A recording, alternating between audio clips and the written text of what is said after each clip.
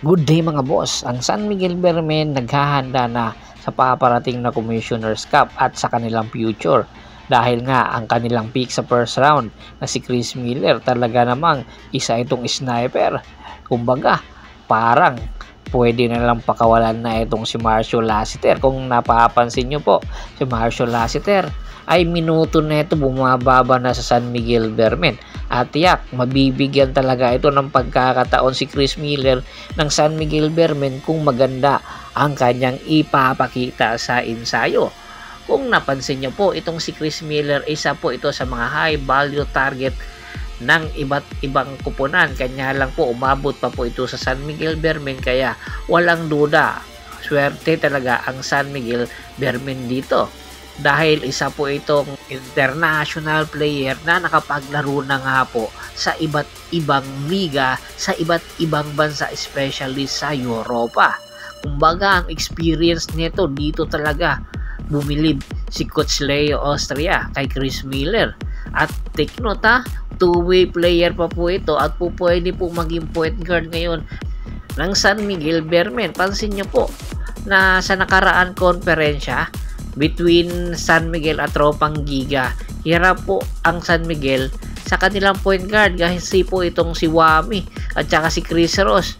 Talaga namang yung minuto talagang hindi masyadong mataas dahil nga sa kakulangan nila ng isang point guard na pwede maging dependent kasi si Wami Chongson hindi naman ito literal na defender. Ito si Chris Ross po pwede pa, kanya lang nakukulangan sila sa puntos kay Chris Ross.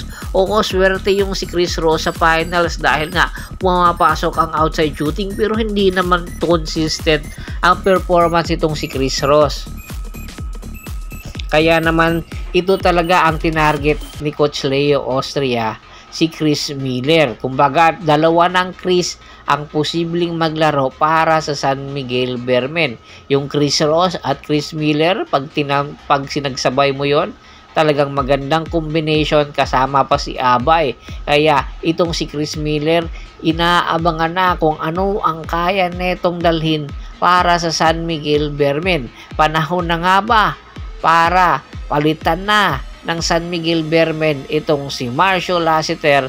Napakatagal na po nito sa San Miguel at ilang kampyonato na rin po ang kanyang nakuha. Samantala, ang number 1 pick ng Terra Firma Jeep na si Jiu Chu, marami nga po ang interesadong makuha ito.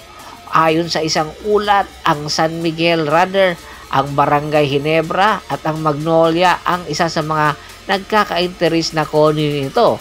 Pero ang number 1 option daw na posibleng kumuha dito kay Jiu Chu ay ang Magnolia Pambansang Manok Timplados. Dahil nga ang Magnolia wala na si Rapi Ribis at nagkakaproblema pa ngayon ang Magnolia sa negotiation na nagaganap sa contract extension nitong si Sabi Lucero. Si Sabi Lucero, malaki ang tsansa na ang magiging destination nito ay ibang bansa, it's either Japan or Korea.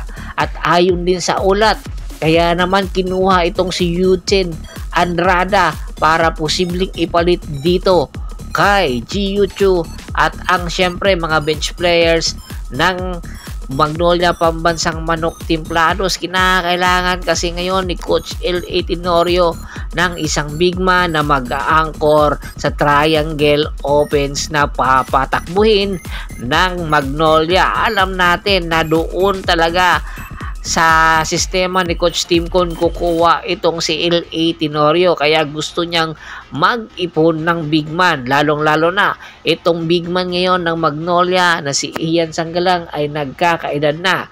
At habang nandyan pa itong si Ian Sanggalang sa Magnolia Pambansang Manok Timplados, kinakailangan niya na kunin itong si Jiu Chu para nang sa ganon ma-mentor agad-agad at mahinog itong si Jiu Chu na merong height na 6'9". Inaasahan na posibleng mangyari ang nasabing trade between Magnolia at ang Terra Firma Jeep anytime bago pa magumpisa ang Commissioner's Cup. Kaya naman ang Magnolia naghahanda na sa mga posibleng ipangpalit na po pwedeng ipackage papunta sa Terra Firma Jeep. Alalahanin nyo at dapat matatandaan nyo, nangako nga ang management ng Terra Firma Jeep na magpapalakas sila ng lineup. Tingin nyo, malakas pa ba sila ngayon? Pinakawala na nila si Terence Romeo, Stanley Pringle, at unti-unti nang lumalagas paunti-unti ang lineup ng Terra Firma Jeep, at ang natitira na lang itong si Nonoy at syempre itong kanilang big man na si Ken Mark Carino, na kung saan anytime lilisanin na rin ang Terra Firma Jeep. Bago pa man natin tapusin ang ating kwentuhan, shoutout muna tayo sa ating mga solid na followers na laging sumusuporta sa atin, kay Kagawad at sa kinudukusin ng Hagonoy Bulacan, na Anthony Lucky Alon at sa Lucky Alon family, Ronald Bersobidad, Ronald Gato, Ricky Lanza ng Ricky Rider TV ng Tansa Cavite. Marami pong salamat sa walang sawa niyong pagsuporta. Pag-bisita na rin po ng Facebook fanpage ko na Bostor at Pulgoso at Hapris PH3 para po sa mga karagdagan sports balita.